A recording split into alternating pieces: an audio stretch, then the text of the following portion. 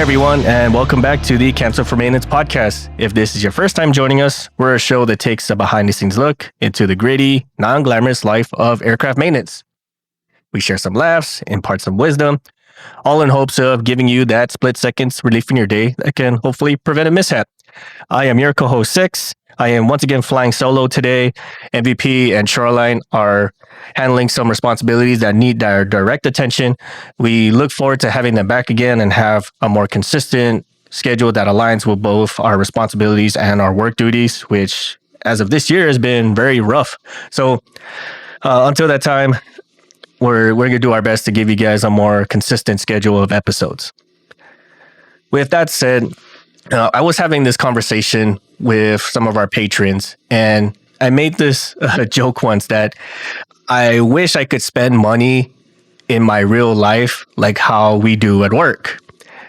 If something's $50,000, whatever, we need it, we must have it, swipe the card, get the part. And if they have in more than one, get some more because we're probably going to break it.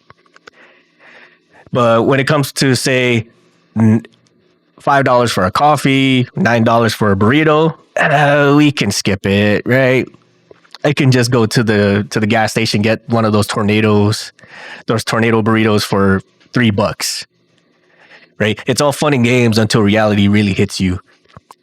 And shout out to that patron who just really nailed it. Like, I wish my job wasn't always pinching pennies and telling us to just figure it out. You're definitely not alone, friend.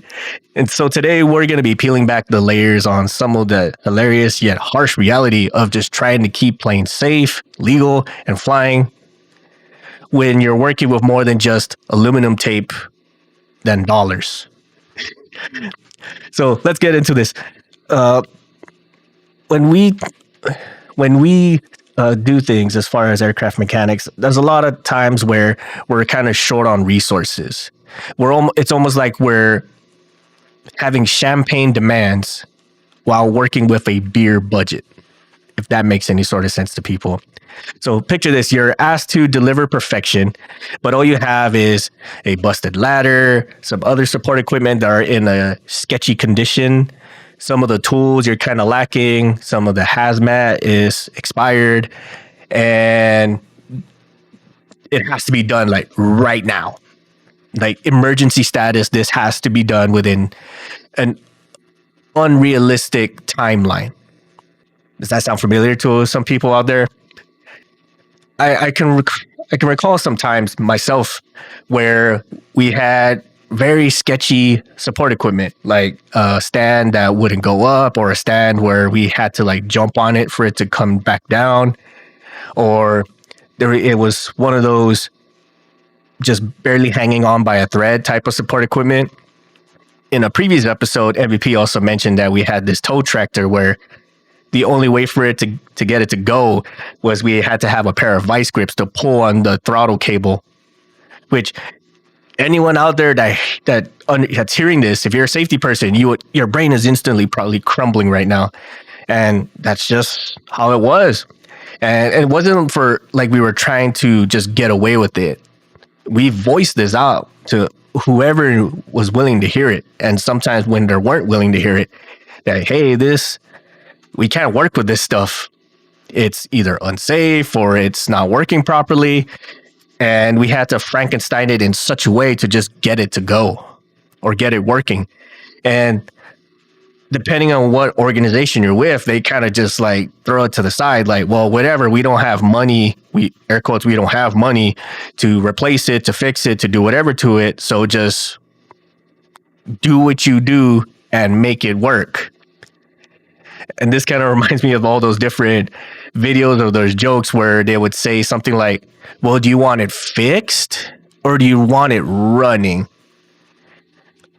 What are you feeling? Because you can't have either. You can't have both. And of course, like the bean counters or the people who just want to have a quality product, it's like, well, I want it fixed and running. Like, whoa, time out. With the way things are and the way you're giving us resources, it's either one or the other. You can't have both. I'm like, well, just do what you do to make it work.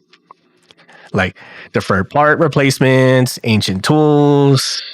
These are daily struggles. It's a hurdle that we as aircraft mechanics constantly deal with. And we all have that line that management or whoever the shot caller says. There's always that one line that they just routinely say. It just drives us up the wall. And I'll let you figure that out, which one that is that really just drives you nuts. But one of the big ones, at least that will kind of get your brain going on this, is how long is this going to take? I can tell you, at least from my standpoint, how long is this going to take is probably one of the top pet peeve sayings that I have.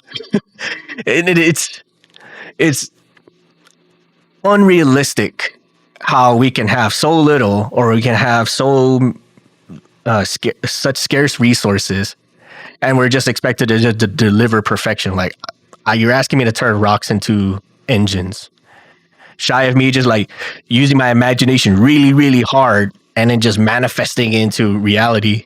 That's really the only way it's going to get done. We're constantly asked to be in like this MacGyver episode. For anyone out there who understands what MacGyver is, right? Where we're just expected to just turn imagination into reality, or turn hopes and dreams into and manifest it into reality.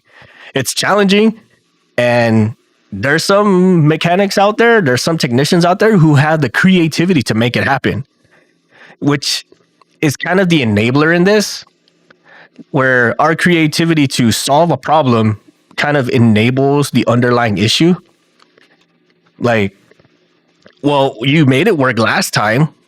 Can you just do that again? Sure. If you're I just need you all to be really cool with a lot of shady stuff in order for this to happen. And we kind of sort of get fed this line where, well, I don't care, just make it work. Or they feed you this line where they have like some type of plausible deniability, where if something goes wrong, they pretend like they were never part of that conversation.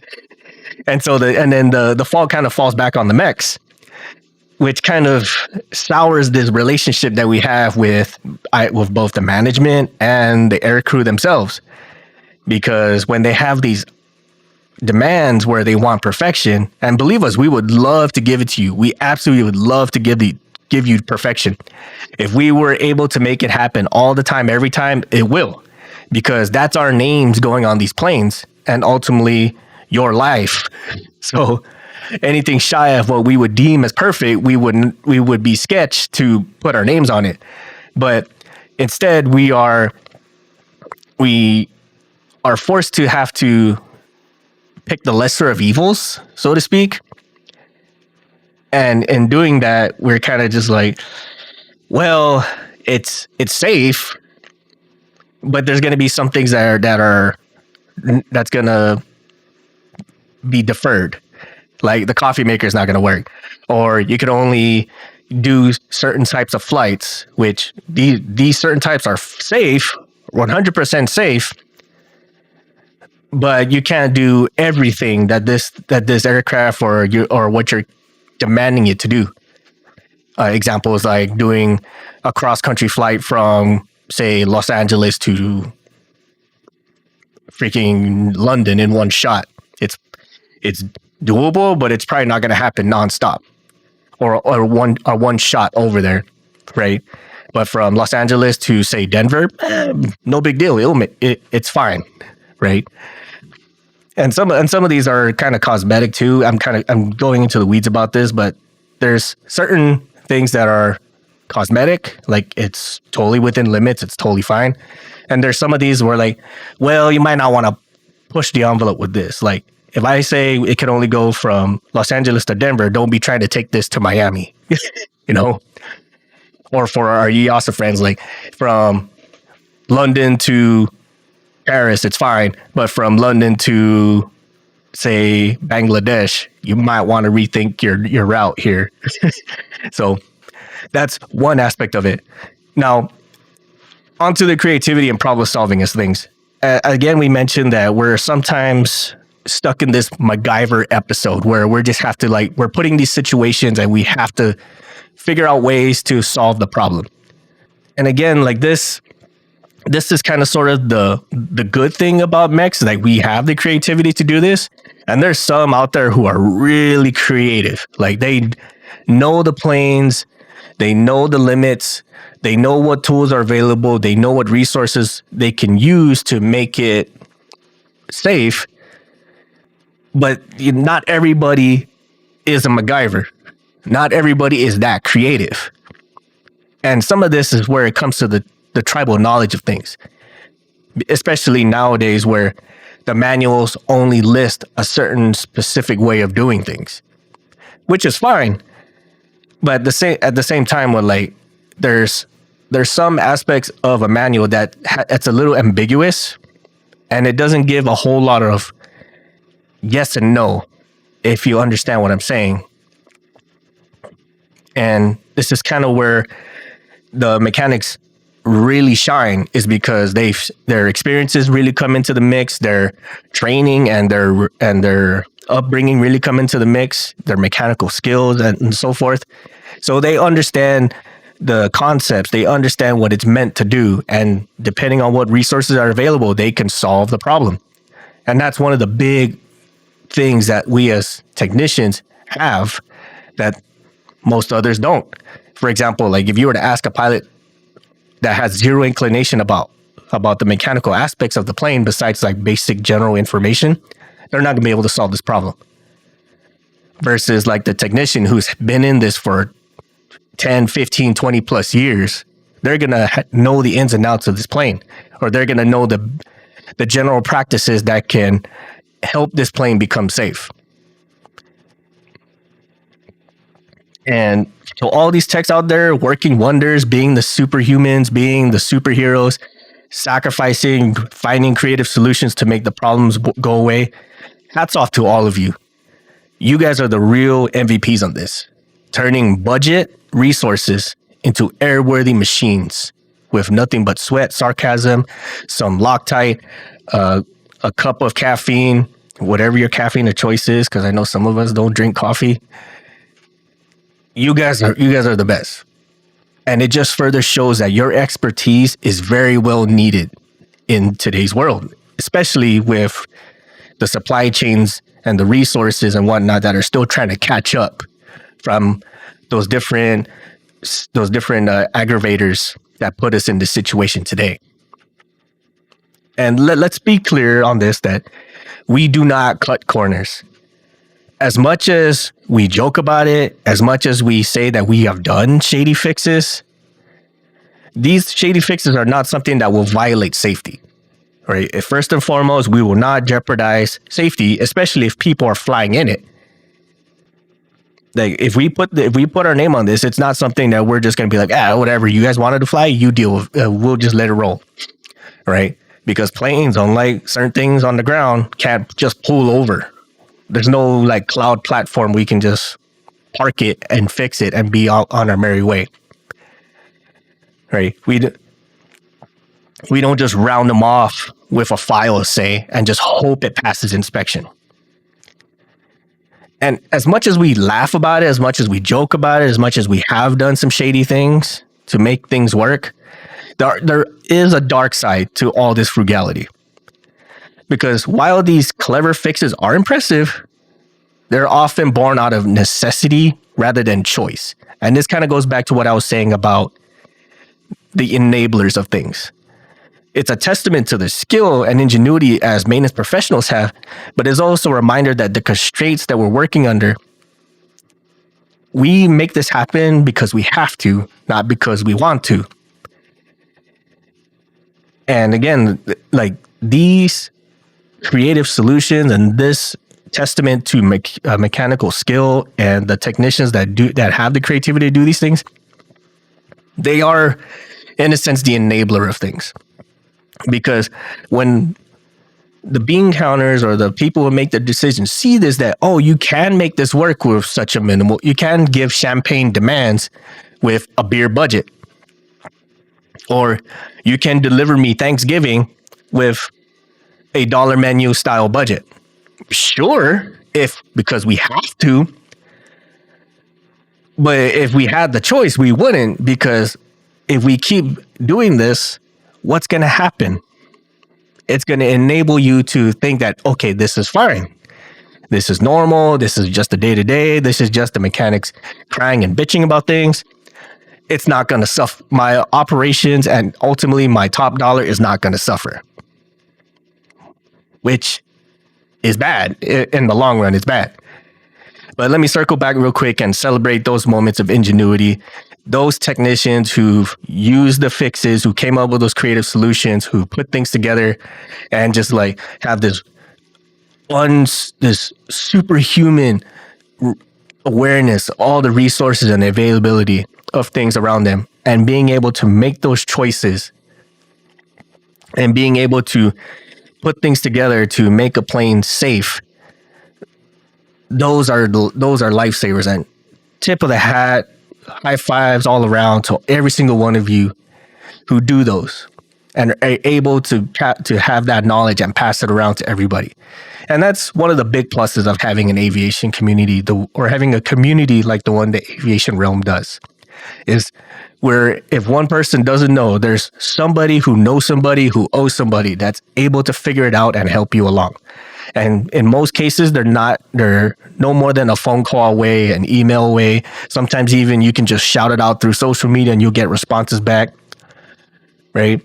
Again, but let me backtrack that a little bit. Is you'll get a good way to figure it out, but again, you also have to follow whatever your maintenance manuals say, because sometimes the knowledge that we put out there is dated, or sometimes the knowledge only works on a certain model, et cetera, et cetera, et cetera. So that little caveat that, hey, just make sure this is compliant with your manuals or your operation procedures, and you be solid. But just being able to have that communication line really saves the bacon for everybody. And as much as we like to chuckle about this, there's also, again, that deeper conversation to be had.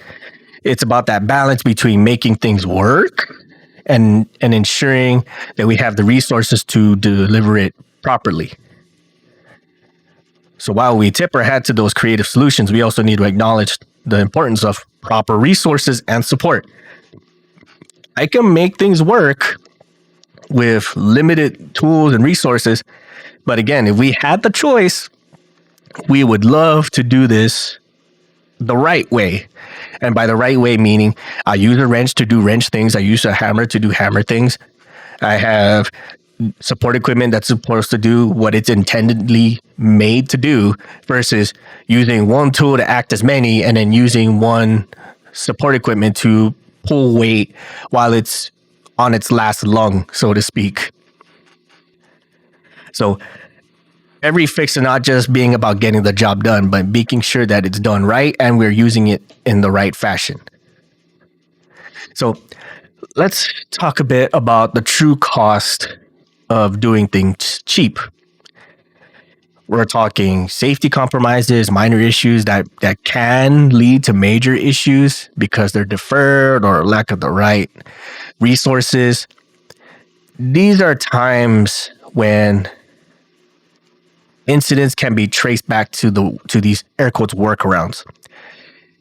We've made many episodes about this, of how like sometimes cutting corners or just finding ways to kind of stretch the rules or stretching the budget, stretching resources and so forth. When the exceptions become the norm, then when do we have a do not pass go line? Where do we draw the line when the exceptions stop becoming the norm?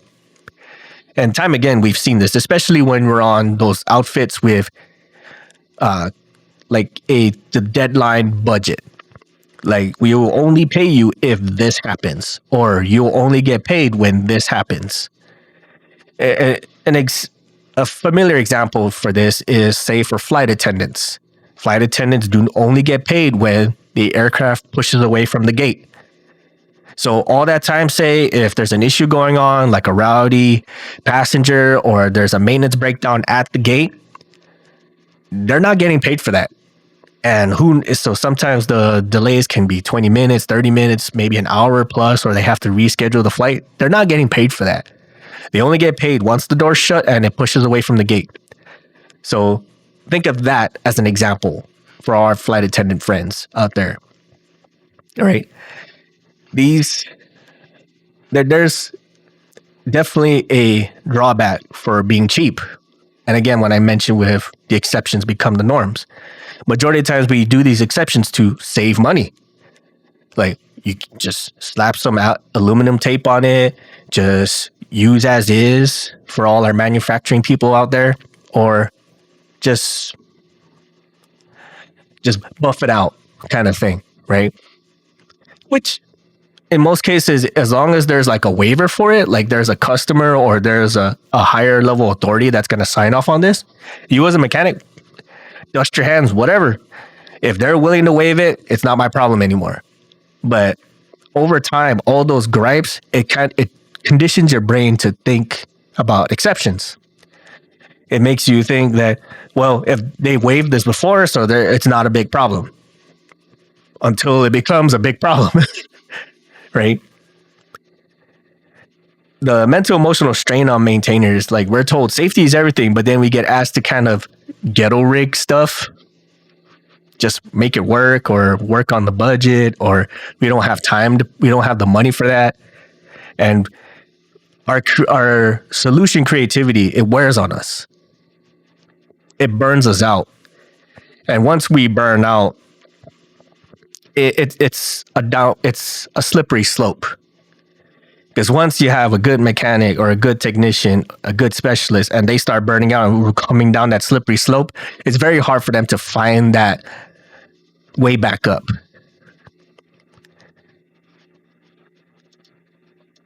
Not to mention, like, for every time we take delays, every time we don't hit the deadline, doing it cheap, yes, saves dollars for today, but as those things come on to us, those wear on, as those drag forth, the hours rack up, the safety concerns rack up, the delays rack up, and over time, as those things come up, it starts looking to be a cost problem or a money issue. So what's the first thing that anyone who's a bean counter or anyone who's ran a business, what are you going to do? Right? This is a cost problem. I need to cut it. Right? And in some outfits, the biggest spend on anything is not the parts, it's not the aircraft, it's the people doing it. It costs more to keep a person employed than it is to buy a part in some cases. So what happens? We cut people. Right? And this is a cycle that repeats itself all too often. You start with a quick fix to keep things moving, but those temporary solutions can lead to bigger headaches. And as those bigger headaches start percolating up to the bean counters, they start paying attention to these things. They start seeing it as a cost to their top dollar, or as a negative to their top dollar. The first thing they're going to start asking is, what are we doing about it? And half the time, if not most of the time, the number one cost that's going to be an easy solution for them is people. So now we're dealing with our jobs. So not only we have thin resources, now we have a low mental mental health on this. The morale's down and everything, our well-being's down, and now they're starting to take our jobs from us. So I don't mean to be painting a negative picture here, but that's the reality of things. So acknowledging the problem is the first step towards a change. And then sharing these stories. If any of you have stories, please, by all means, share them with us. We'd love to put this on air and just show just how widespread of a problem this is. Highlighting the real impact of these cost-cutting measures. It can really push for better practices and support. Because there's one thing that we as the maintenance community have a problem with. It's having a unifying voice. We saw some big movements when one company went on strike and they refused to settle until they got properly compensated. And that was, I believe, the first time we as aircraft mechanics really banded together on that. And for the most part, they won, which is a big step. So now with that as a template, we can use this to really amplify our voice and say, hey, we are not happy with this. We cannot keep working like this. We can't keep using the exception as the norm. And every time we find an exception, now we move the goalpost. And every time we move the goalpost, it becomes increasingly harder to come up with creative solutions. And it shouldn't be creative solutions all the time. For one-off emergencies or in a dire life or death situation, absolutely. All bets are off at that point. Make it happen. But this kind of stuff will burn people out. And when people start burning out, safety issues increase. And that's a giant fact. And a flashback to when we first started this podcast, why we even began this venture was because people were burning out to the point where they do not care if they walked in front of a turbine. They would not care if they walked in front of a prop. They figured that this would put an end to my suffering. And that's a terrible place to be. When they're so burned out that they're so morally worn down, when the exceptions become the norm so much, and they've exhausted every bit of effort to make this right, that they see it better to walk in front of a turbine to solve the problems. So for people out there listening, if you're a technician, or someone who supports techs and specialists, please help band voices together and let's unify our thoughts into this. Like, hey, like, yes, this is the norm. Yes, that we do exceptions for in emergencies, but this shouldn't be an all the time thing. And we also need to address the notion that if people are burning out just to keep things running normally, maybe that's a sign to kind of pump the brakes or reassess your operation schedule. Because sadly, machines can be replaced, but people can't, as much as some people feel they are. And sure, they might be replaceable at some point, but you're going to take that L more times than none if that's the metric you guys are rolling with. So let's keep this conversation going. Let's advocate for the resources we need to do the jobs right. Let's make sure the value of quality work is recognized and that the people behind the wrenches, behind the line, behind the ramp, behind all these flying machines are given the respect and support that they deserve. Thank you all for sticking with me as we unpack these issues. Remember, whether you're a seasoned pro or just starting out, your work makes a difference. And your voice matters. Let's keep pushing forward this together. To wrap this up, so penny pinching doesn't make aircraft maintenance cheaper. It makes the job harder. To everyone making it work, no matter what, this one is definitely for you. You're not just maintainers. You're miracle workers. Really, you are. You're our superheroes. You're our celebrities. We will sing your praises day in and day out because of the work you guys do. So if you have any stories that are similar to this, if you have issues, let's unify those. Please share them with us. Share your stories, whatever I missed, whatever you feel that you need to add to this topic. Please share it to our social medias, our email, our website, whichever is the easiest for you. The absolute best way to have conversations like this and share those stories is through our Discord channel via Patreon. We love hearing from you.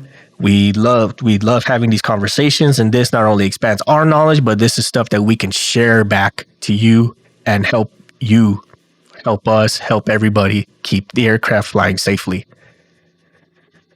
So don't forget, stay safe out there.